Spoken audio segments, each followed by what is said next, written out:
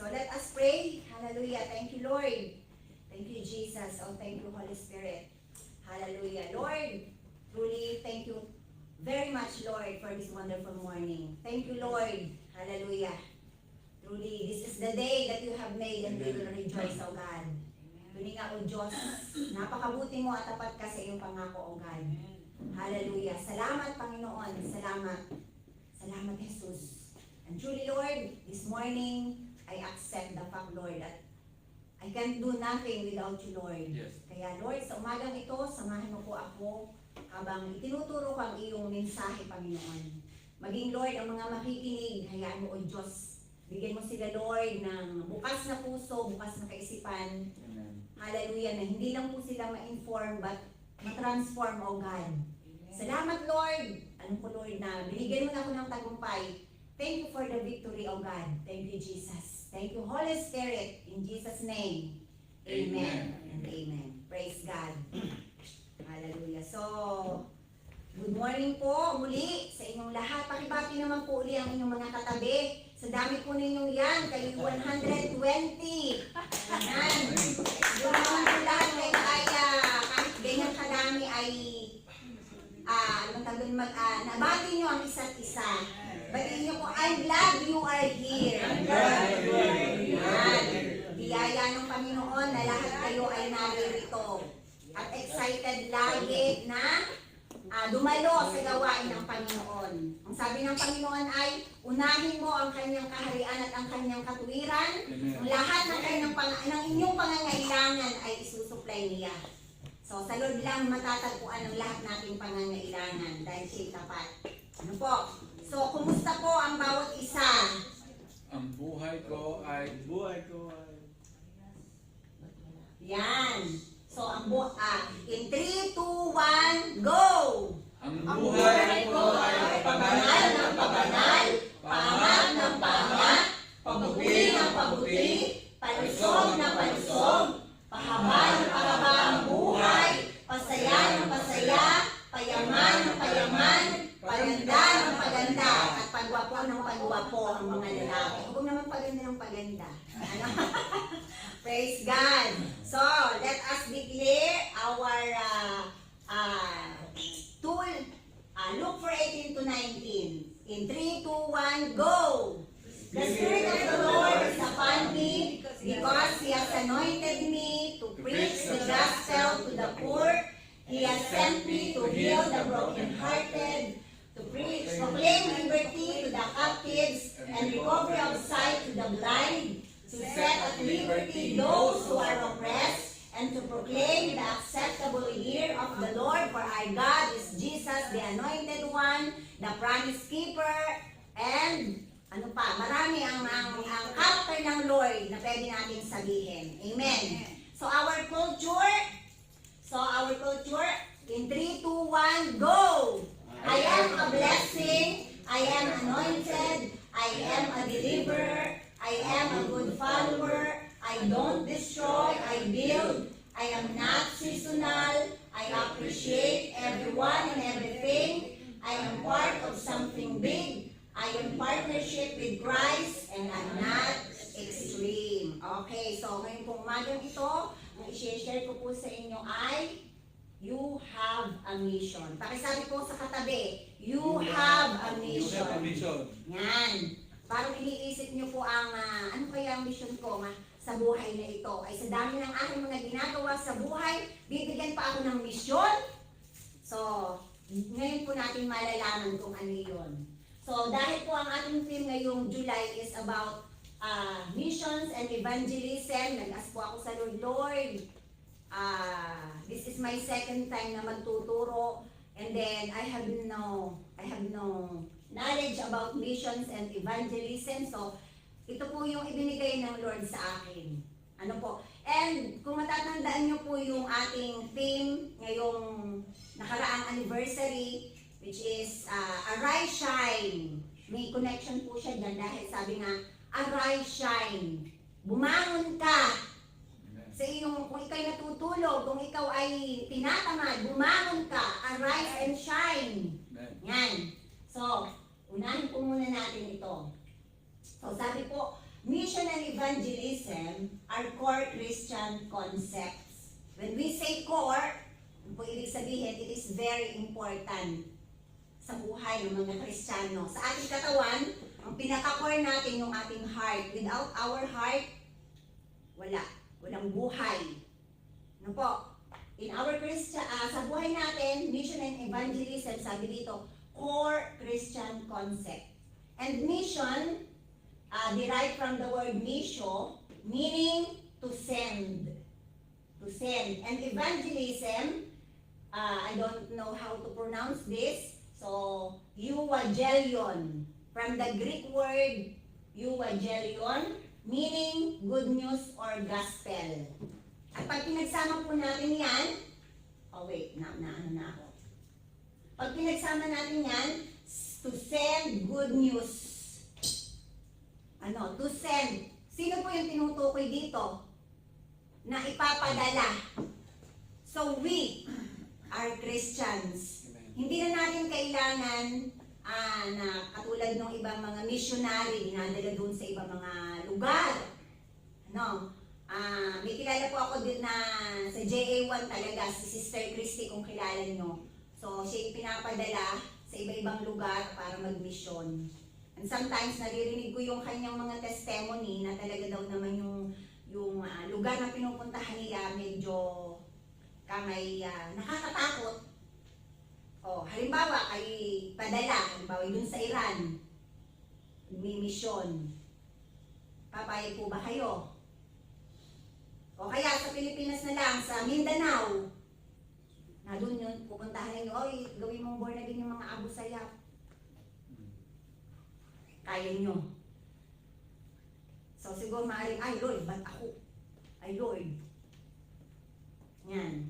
At kung natatandaan niyo yung si Sister Grace at yung kanyang asawa, di ba po sila ay patawag sa gano'n na hostage. At yung kanyang asawa, yung lalaki, ang napatay, tapos yung si Grace.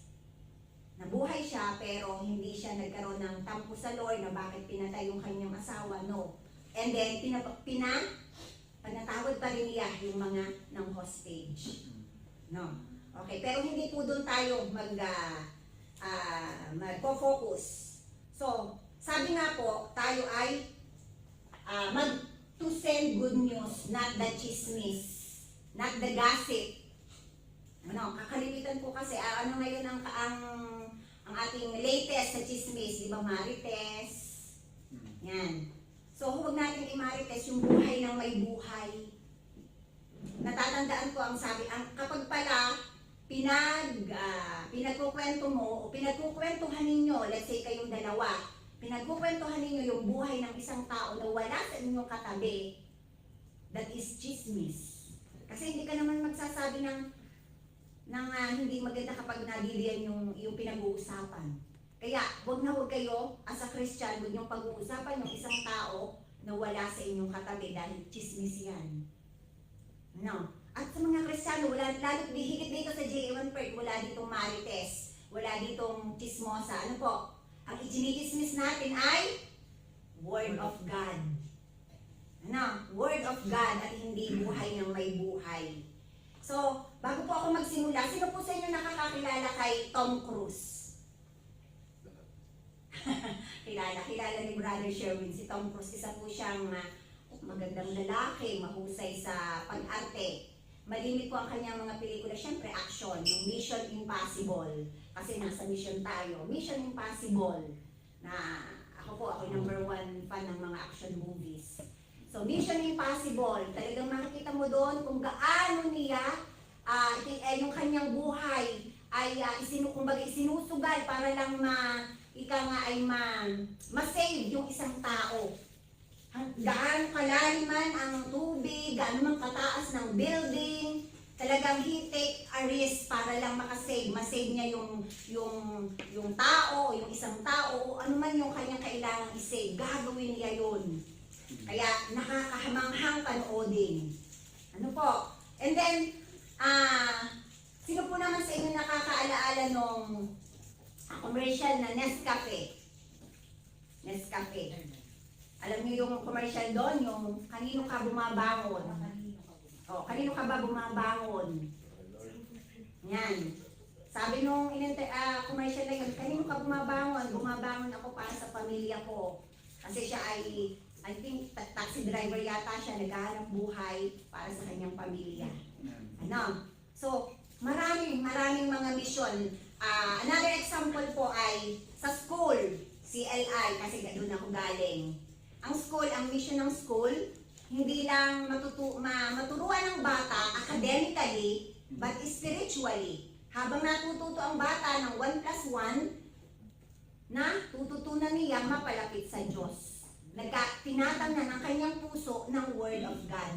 Yun po yung CLI, yun po yung school sa Batangas City na under din po ng Jesus the Anointed One. So sa mga nanonood, kung nasa Pilipinas o sa Batangas kayo, sa CLI po kayo magpa-enroll na inyong anak. At talagang hindi lang matututunan ang academics, kundi spiritually. At yun po talaga ang dapat sa panahon ngayon na kung naririnig niyo yung mga balita na kahit sa Pilipinas ang may nangyayari ng barilan, saksakan sa mga school. So kailangan talaga ay turuan na ang mga kabataan na ng salita ng Diyos.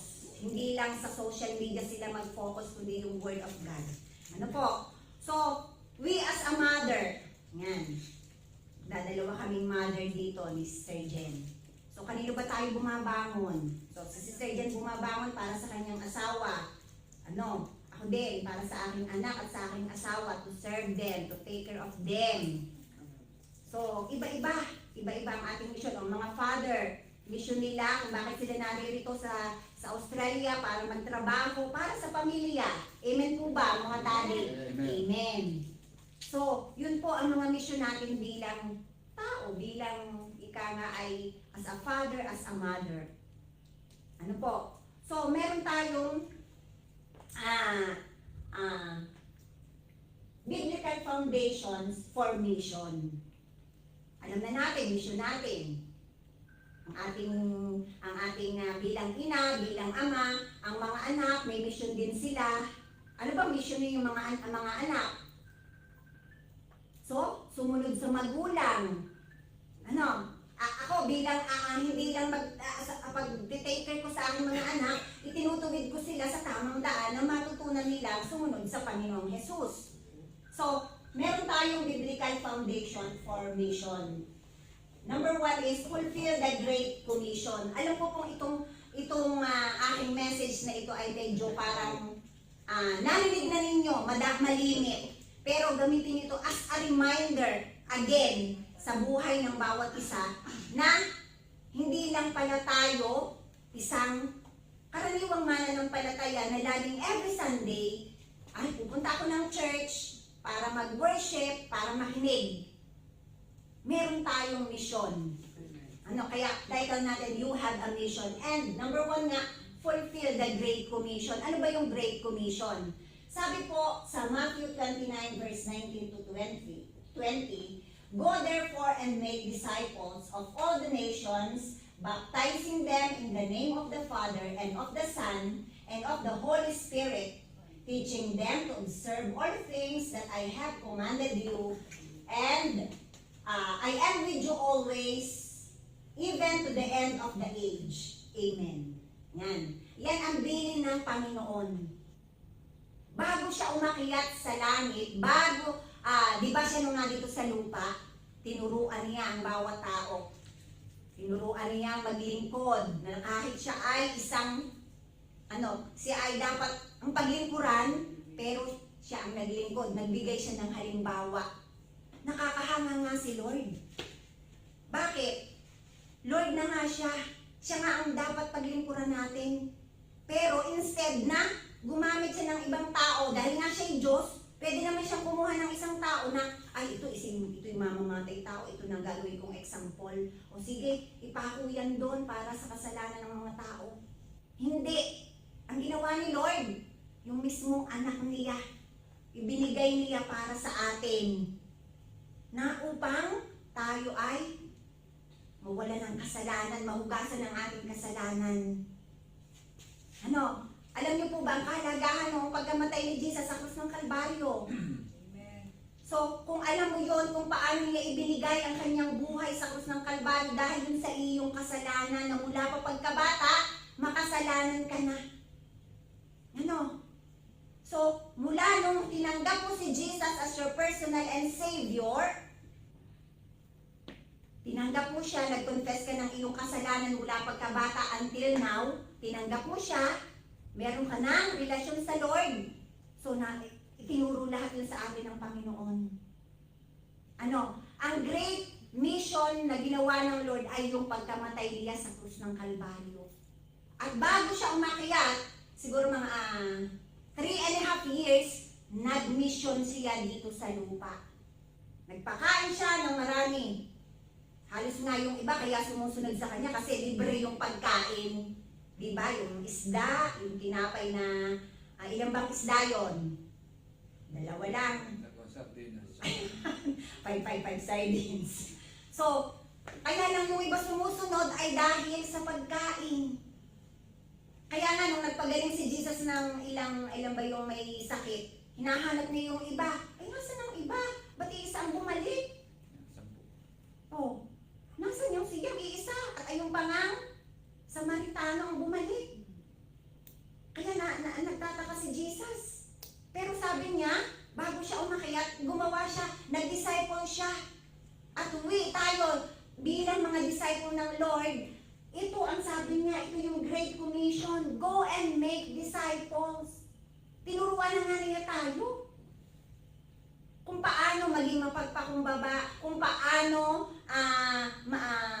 ipahayag ang salita, napapanahon man o hindi. So, tuladan natin, let us fulfill the Great Commission. Go and make disciples. Alisin natin sa ating buhay yung laging ako, paano ako. Alisin na natin yung apology. Apology ay paano ako, may trabaho ako, pagod na ako. Yan. Alisin natin yung self-worth. Yung self-worth na yun ang nakakahadlang sa paglilingkod sa Panginoon. Natatanda, hindi ko na lang po iaalis yung sarili ko. Pagka Tuesday, prayer meeting, Thursday, Bible study. So sa hirap po ng trabaho ko na hawak ko lagi ay, yung vacuum. O siguro sasabihin nyo, ay ang trabaho mahirap din. So paggabi, syempre, lalo ngayon malamig, parang feeling ko, sabi ng, ay magpahinga ka na lang. Pagod na. Nandun pa ako sa Bible study mamaya, o prayer meeting mamaya. Pagod na ako. Pero pag minsan sinasabi ko, hindi ko entertain ang pagod na ito. The Lord spoke to me, anak, hindi ganyan ang Kristiyano, hindi ganyan na naglilingkod sa akin. So, andun. Online na nga, lalo na kung pupunta ka pa ng ibang lugar, ibang bahay, para lang mag-prayer meeting, para lang mag-Bible study. Minsan, i-assign.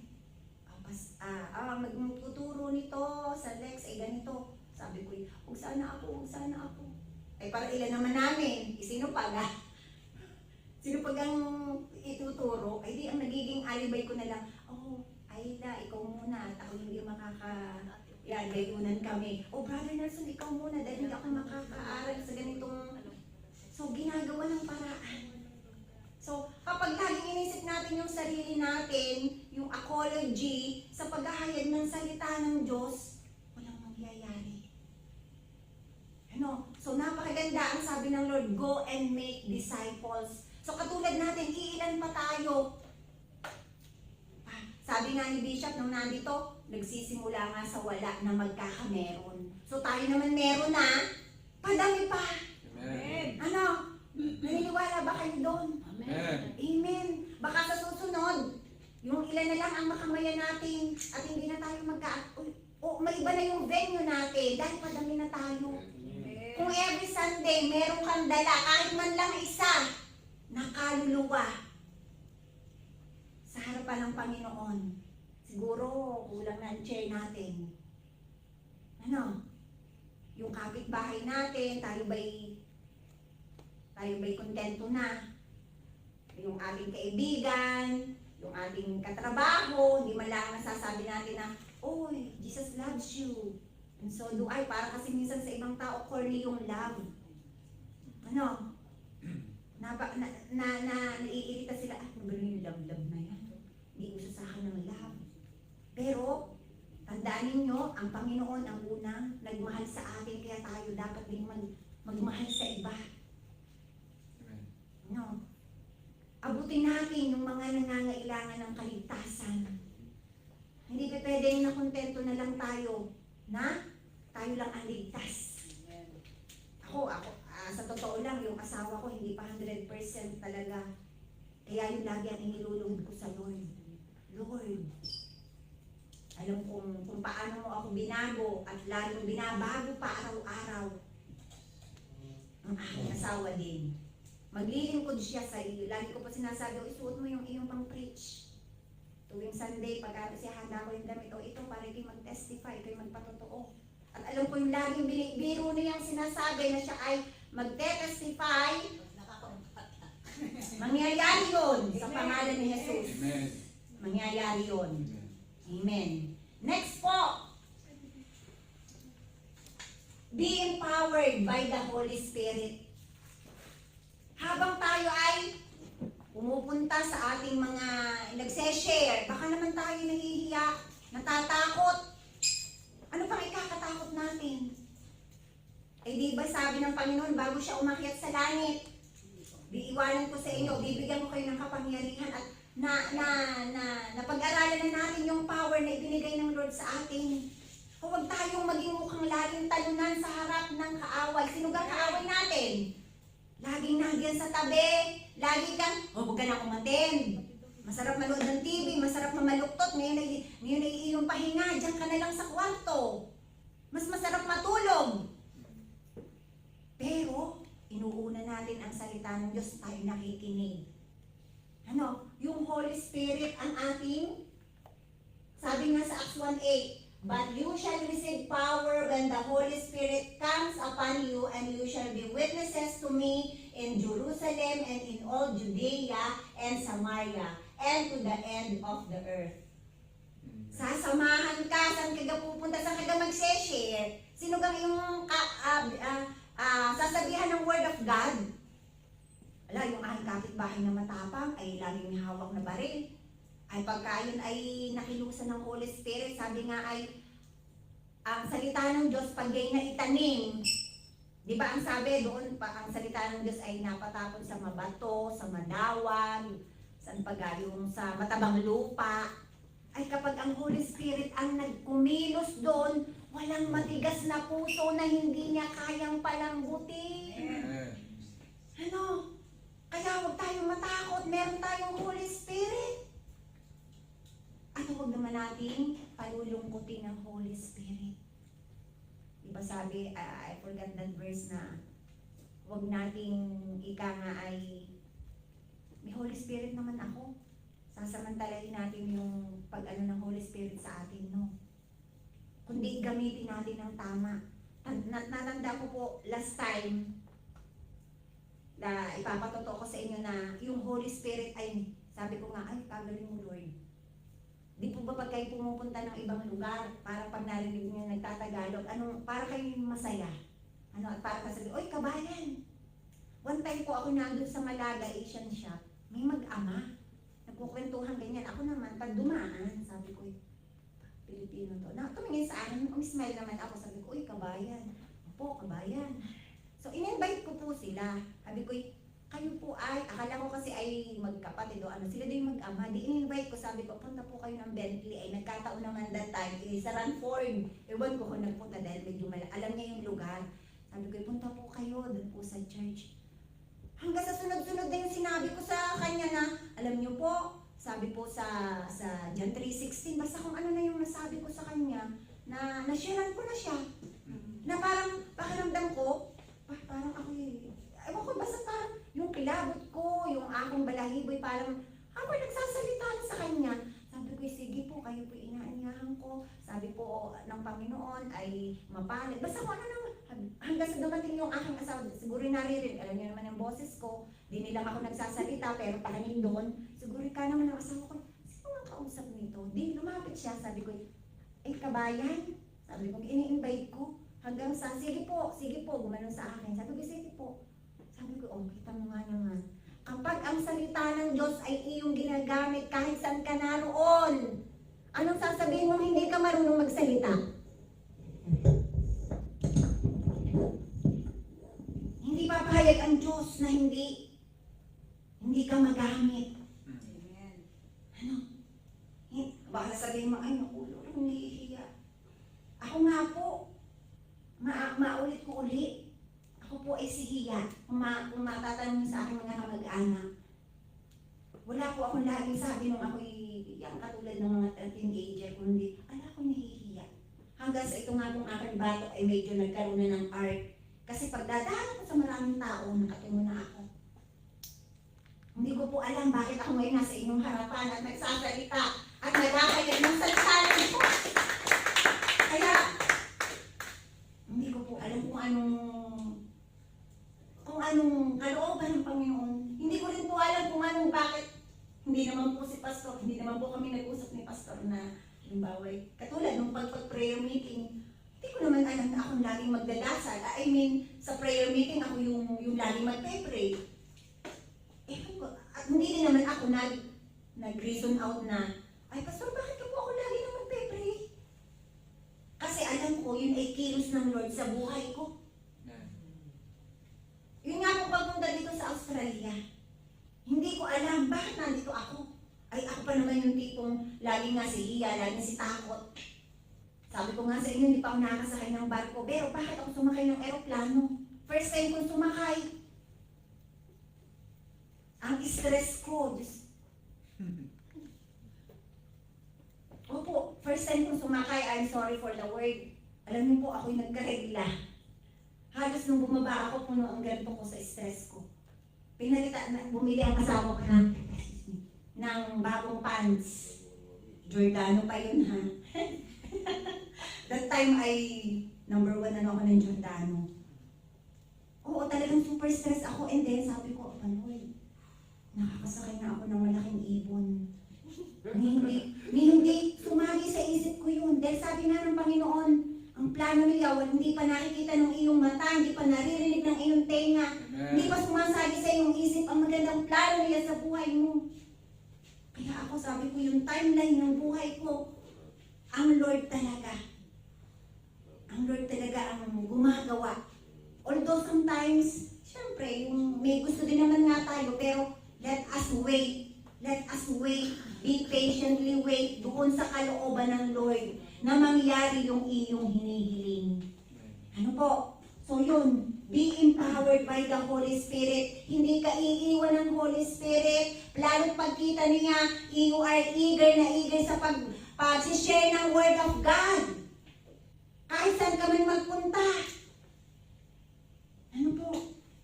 Ako nga, sa bagay, ako nga po yung sarili ko, hindi. Nag-share naman po ako sa mga katrabaho ko, puro Pilipino, pero talagang sabi ko, Lord, ikaw na lamang ang kikilos sa kanila. Pero alam ko, unti-unti yun. Last Friday po, ako naanuhang, siyas, Mami, mag-pray ikaw. Ay, ako'y tuwang-tuwa. Pero dati, nung ako'y nasa school, nagagalit ako sa principal. Ba't ba naman lagi na akong pinag-pray, lagi na akong sabihin, mag-late ka na. Magagalit na ako sa principal. Hello, Ma'am Agnes. Si Ma'am Agnes. Opo, lagi na lang. Ma'am Oy, mag-open ng prayer. Sabihin sa ako, ako na naman ang makita. Kaya pagka kami mag-meeting, ako'y panghuli. Dahil baka ako'y mapag-pray. Pero now, ang saya-sayang mag-pray sa Lord. Ang saya-sayang kausapin si Lord. Kakaibang kagalakan na makapagsilbi sa Panginoon. Ano po? Kayo po ba yung nakakasunod sa aking sinasabi? Amen. Next po. Be prepared to encourage others with humility. Sabi po sa 1 Peter 3:15, but sanctify the Lord God in your hearts and always be ready to give a defense to everyone who asks you a reason for the hope that is in you, with meekness and fear. Oo, eager na eager ka nga sa pag-share ng Word of God. Talagang kahit saan ka magpunta, oh, Jesus loves you and so do I. Ngayon, naka-encounter ka ng napakarunong sa Bible. Lumaban ka naman ng debate. Ay, ang sabi din sa 1 Peter, ano ang sabi diyan? Sanctify the Lord God in your hearts. Be ready to give a defense to everyone who asks you. Huwag ka naman makikipag-debate. Huwag mo naman itong i-insist na yung iyo'y tama. Be humble. Naandun pa rin yung humility na kahit sabihin na, ay mali-mali naman ang sinasabi nito eh. Pero huwag mo naman sabihin, ay mali ka, mas tama ako. Hanggang sa umantong na sa, ako yan. Kaya hindi mo siya na-win yung kanyang puso, yung soul ng tao, kasi nakipag-debate ka. Instead na, medyo ayunan mo.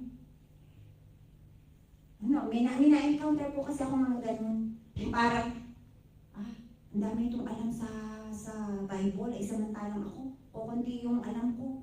Alam ko lang ng dati, John 3:16, Matthew 4:4. Yan. Ay pagka yung inasabi ko, ay ang dami nang sinasabi about the Word of God. So kailangan mo din namang maging ready kasi minsan, may itatanong yun sa iyo, ay baka naman sa iyo, ay wait, tatanong ko muna sa aking pastor. Kailangan din naman po tayo maging ready din. Kailangan pwede mo namang sabihin yung iyong naging experience, yung iyong testimony. Uy, alam mo, nung makilala ko si Lord, nagkaroon ako ng peace. Na dati, kapag kami ay walang maisain, sasabihin ko, Lord, you will provide. Ayan, maya-maya ang kapitbahay ko. Oh, ito, meron akong nilutong ulam. Bibigyan kita. Alam mo, dati ang buhay ko, ang gulo-gulo, walang direksyon. Hindi ko alam kung saan ako pupunta. Hindi ko alam kung anong gagawin ko, pero yun, pwede mo i-share yung iyong testimony. Ano ba yung magandang nangyari sa buhay mo nung namit mo si Jesus? At alam ko namang maganda. Kasi ang alam ko, wala akong nabasa sa Bible na naglingkod sa Kanya na pinabayaan ng Panginoon. Kaya kung kayo ay susunod sa Panginoon, get ready for a great blessings. Itutuwid niya ang iyong buhay if you are willing na ikaw ay mabago. Hindi yung sarili mo ang magbabago sa iyo. Ask the Holy Spirit. And then, so pwede mo yung i-testify. Alam mo, nung dati ang buhay ko parang katulad mo din. Lalo na yung mga tao na sa panahon ngayon, marami yung mga merong emotional, emotional damage. Yung minsan ay ang isip ay, ang mga nagsuicide, ang dami na. Pero ikaw, gagamitin ka ng Lord sa mga taong iyon para i-impress sa kanila kung gaano ka kasayang mabuhay dito sa mundo na kasama ang Panginoon. Ang nagrema sa akin nung anniversary sa blessing ni Bishop, yung buhay ni Abraham. Kung paano si Abraham dinala ng Panginoon doon sa isang lugar. So sabi ko, inilagay ko ang sarili ko kay Abraham na, Lord, dinala mo kami dito sa lugar, sa bansang ito ng Australia. Dito mo kami pagpapalain, dito mo kami gagamitin. Kasi sino pang maniniwala sa akin sa lugar namin? Sabi na, ay may si Uying Mataray, ay may si Uying Gayon. Pero hindi naman po ako yung katulad ng ibang mga mabisyo na bawa ako yung mag-iinom, magsisigarilyo, hindi naman po. Kumbaga, ang ano ko lang sa sarili ko, ako yung mataray, basta't may agad ako yung palaban, pero hindi naman yung agad dahil nga nahihiya ako, pero talagang yun ang binago ng Lord sa akin, lalo na pagka, yun nga, sinasabi ko sa mga pila, huwag mo akong uunahan at talagang panting-antayin ako. Sabihin ko agad, ayun nga, minsan ay senior, ako'y nagagalit, sabi ko, ay buti pa ang senior na muna. Nagagalit ako pag gayon pero nung binago ng Lord, sige po, una na. Nung kasama ako si Sterling doon sa ano ba yun? Doon sa CR, naghihintay na gayaan, may pumasok na isa. Akala niya, ako ang susunod. Sabi, ngayon biglang may lumabas, akala niya ako yung susunod. Sabi ko, pagkaka-thank you sa akin. Oh, thank you. I appreciate you. Oh, thank you. Ay, sabi ko, kung dati, ikaw mauna sa akin. Ako. Hindi ako mauna dyan. Ako kanina pa dito. Pero dahil nga binago na ng Lord, at pilit binabago sa mga, hindi ko sinasabi, I'm perfect. The Lord is all, ang Lord lang ang perfect. So, kung yung dati, sabi ko, ay, ako na. Kahit pa ako hihingin, ay, ako ang una. Hindi, pinauna ko siya. Ay, siya'y lalaki. So, tuwang-tuwa naman, in-appreciate naman ako. Sabi ko, ay, glory to God. At yun naman lagi ang sinasabi ko, Lord, let your glory shine in my life. Nakatulad ng liwanag ng araw sa katanghalian. Yun ang nais ko makita ng mga tao sa buhay ko na hindi ko pa sinasabi, hindi pa ako nagse-share, nakikita na sa buhay ko yung glory ng Lord. Gusto niyo po ba ng ganun? Amen. Ano? Na hindi ka pa nag-i-start na sasabihin mo, na ano mo pa lang yung word na Jesus. Ay sabihin, may kakaiba sa iyo. Parang ibang-iba ka ngayon. Parang may nabago sa iyo. Ikaw ba'y nagpa-facial? Ikaw ba'y ano ba nangyari sa iyo? Only one secret, and that is Jesus. Pwede mo yung sabihin. Ano? So, ayun po ang sunod, ang ating be prepared to encourage others with humility. Sasamahan ka ng Holy Spirit at huwag kang magyayabang, huwag mong ipagyayabang. Although, pwede natin sabihin ipagyabang si Jesus sa buhay natin. Pero, wag po tayong makikipag-away dahil lamang sa pagsishare. Mawawala yung glory ng Lord, mawawala yung liwanag ng Lord sa buhay natin. Sabi nga ay, tayo'y ilaw at asin ng sanlibutan.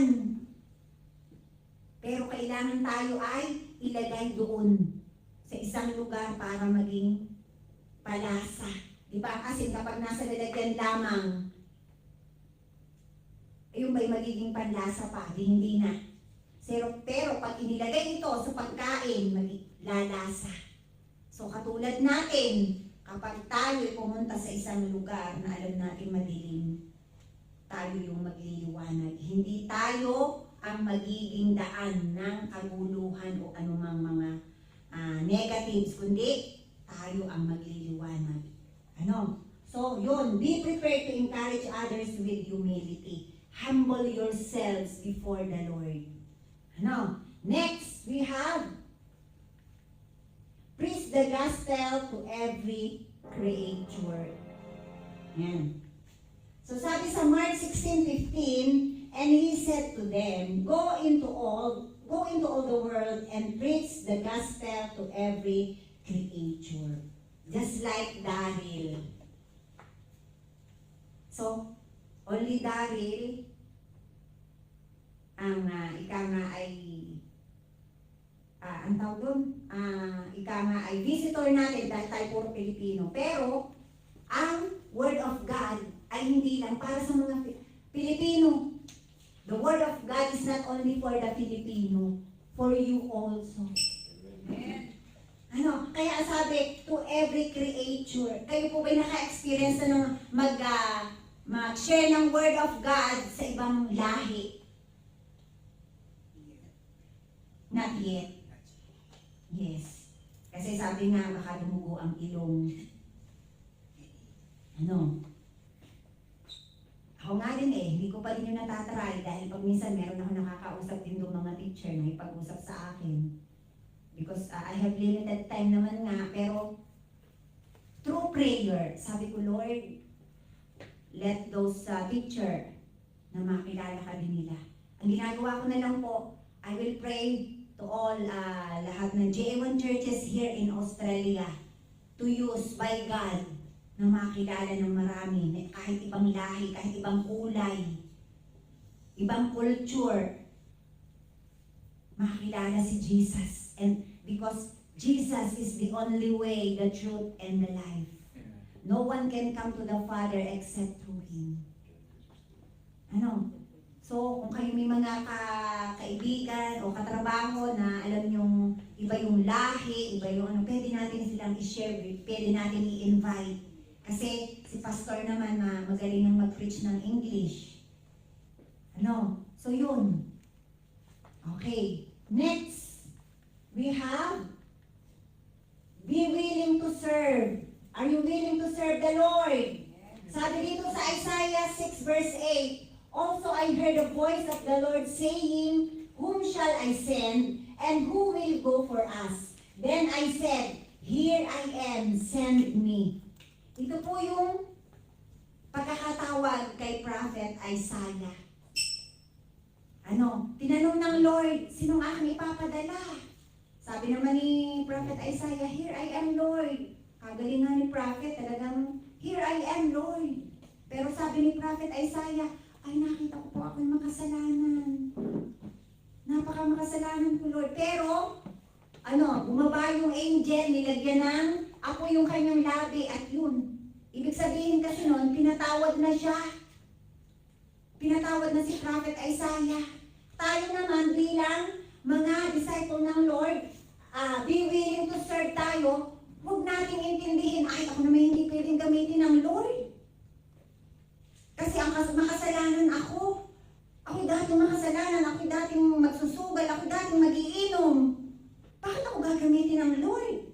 Alam niyo bang, ang ginagamit talaga ng Lord ay yung hindi naman sa masasama, kundi yung magaganda ang testimony upang ipahiya yung matatalino. Kasi nga, ang tatalino nila, ang tataas ang nakuha nilang mga propesyon, hindi naman nila kilala si Jesus. Ay kayo, although nagkasala, kasi hindi mo naman alam na mali yung ginagawa. Ngayon nagkasala ka, pinatawad ka na ni Lord. Alam niyo bang napatawad na kayo ni Lord? Amen. Ha? Sure ba kayo? Amen. So huwag nating intindihin yung mga nakaraan. Kasi yung diablo lagi yan, ay ikaw hindi ka pwede, ikaw ay ganito dati, ikaw ay maglalasing, ikaw ay sugarol. Hindi, sino makikinig sa iyo? Dati ikaw ay nang bababae. Oh, kung makikinig sa iyo, baka ikaw ay para lang hindi yung salita ng salita. Ipapahiya nga ng ang mga matatalino. Dahil na pag ikaw ay puno ng Word of God, dinadala mo ang salita ng Diyos, I'm sure that sabi ko nga nung isang gabi kay Pastor, English daw, sabi ko, let the Holy Spirit manifest na siyang magturo, lalo na kay Daryl. Because alam ng Lord, katulad ko, alam ng Lord ang weakness ko. Kahit nung ako'y teacher pa, sasabihin ng aking, dito ng aking principal, okay, this week, English speaking campaign, 3 days o 1 day pa lamang, hapon pa lang, Tagalog na. Ubus na ang bala ko. Kaya sabi ko, Lord, ayoko na, mag-resign na ako ng pagiging teacher. Hanggang sa tumagal din naman lang siguro naka 10 years, tumigil, another 2 years yata. Kasi ang sarap maglingkod sa Lord, lalo na nga doon sa school ministry.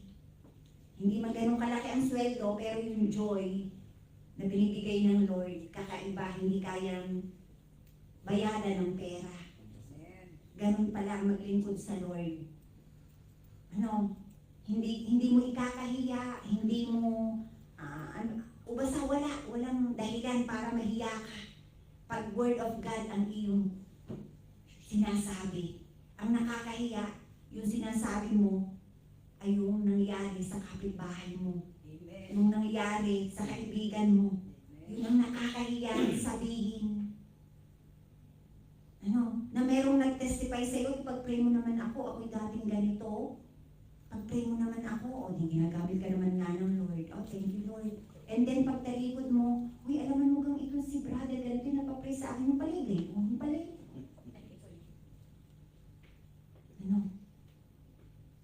So yun, magkaroon tayo ng katulad ni Prophet Isaiah. Here I am, Lord, send me.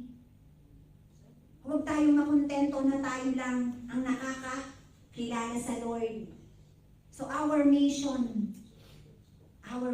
is to share the word of God. Hindi lang tayo yung dapat ay nakakilala sa Lord. Patuloy nating ilapit o i-share yung kanyang salita sa ating mga kaibigan. Lalo na nga sa mga pamilya natin. Ako nga, ang pamilya namin hindi pa naman lahat. Pero yung mga kapatid ko, okay na. Pero yung mga tiyahin ko, pagka may Bible study, hindi sila umaattend. Hindi sila, pag narinig na yung word of God, umaalis na sila. Ika may allergy. Tanda ko nun, nung ang aking inay nakapurol, may service, urinary service. Pag alam nilang nandun na yung pastor, mag-aalisan na sila. Ganun sila ka-allergic sa word of God. Pero hindi, tinutuloy pa rin namin yung ganung service. Kasi paano naman yung iba na gusto makarinig? So tayo ganun din. Kung allergic man sa sinasabi natin na tayo paulit-ulit na sinasabi natin sa kanila yung salita ng Diyos, huwag tayong magsawa.